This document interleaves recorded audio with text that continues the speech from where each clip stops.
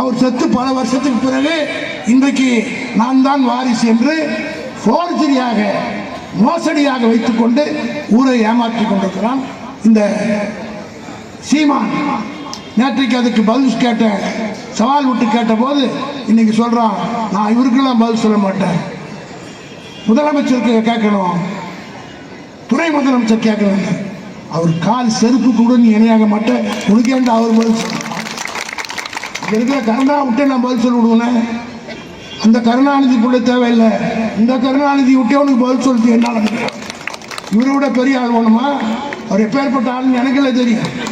எவ்வளோ காலமாக நான் பார்க்குறேன். கொஞ்சம் தீண்டி விட்டா நீ சீமானை வந்துட்டு சீமா மாதிரி போக முடியாது, போகணும் இல்லாமல் போவ ஜாக்கிரதை. அப்படிப்பட்ட ஆள்லாம் எங்கிட்ட இருக்கிறாங்க. கேட்ட கேள்விக்கு மரியாதையாக பதில் சொல்லு.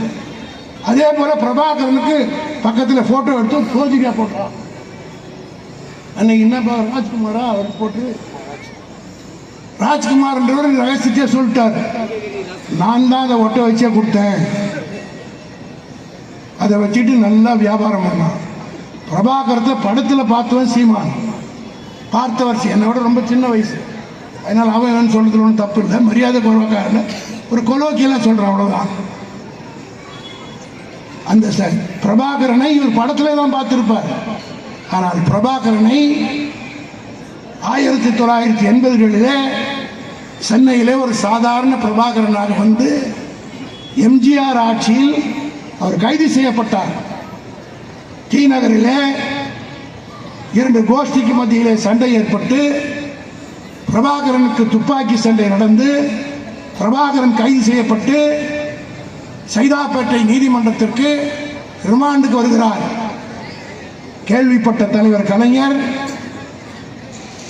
என்னிடத்தில் தொலைபேசியிலே தொடர்பு கொண்டு பிரபாகரன் வருகிறான், கைது செய்து கொண்டு வருகிறார்கள், என்ன செய்வியோ ஏது செய்வியோ அவனை ஜாமீனில் எடுக்க வேண்டும், அவன் ஜெயிலுக்கு போகக்கூடாது, அவன் ஒரு மாவீரன், ஒரு போராளி, அவனை சிறையிலே தமிழ்நாட்டிலே அனுப்பிவிட்டால் ஈழத்தில் அவனுக்கு மரியாதை இருக்காது என்று கலைஞர் சொன்னார். இன்றைக்கு சொல்கிறேன் நண்பர்களே, அந்த பிரபாகரனை கைது செய்து போலீசார் கொண்டு வந்த நேரத்தில் நான் அன்றைக்கு வழக்கறிஞர் சங்கத்துடைய செயலாளராக இருந்து, இன்னைக்கு மோடி சீமா சொல்றான் அவர் ஒன்றும் சும்மா இல்லை, காசு வாங்கி உன் புத்தி எங்கடா போகும், அவங்ககிட்ட பிரபாகரன் கிட்ட நீ சல்லி காசு கிடையாது, ஜாமீன் கொடுக்கறதுக்கே ஆள் கிடையாது.